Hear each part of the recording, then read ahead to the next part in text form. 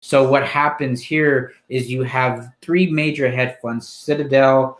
I can't remember the other two. They were just on the top of my head right now. Give me a sec. I'll give you the. It was Citadel, Malvin Capital, and Point 72. Okay, all of which who had a public position that they were shorting.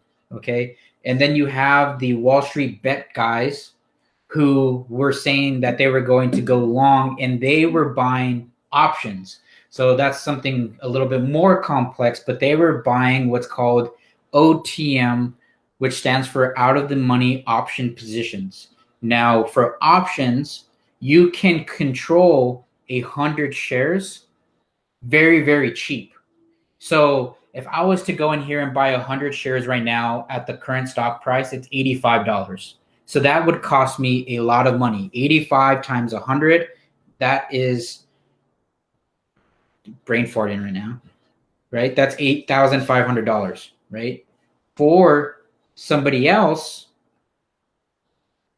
that had an option contract to control that same 100 shares, it may only cost them a couple thousand or even a couple hundred, depending on what the premium that they got. And I'm not going to get all into that.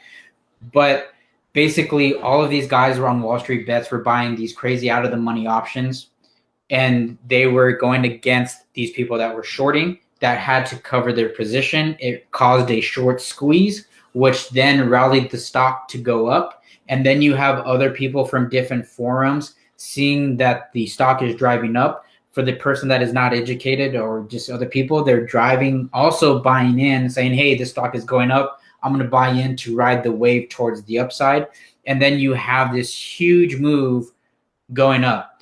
And then you have this out competes, right? Because what is going on a regular basis, like all this green and red you see here, is a difference between buyers versus sellers for a given time, right? So once you have all of this drive happening, you have an outcompete of the buyers versus the sellers, what is ultimately what drove this stock up.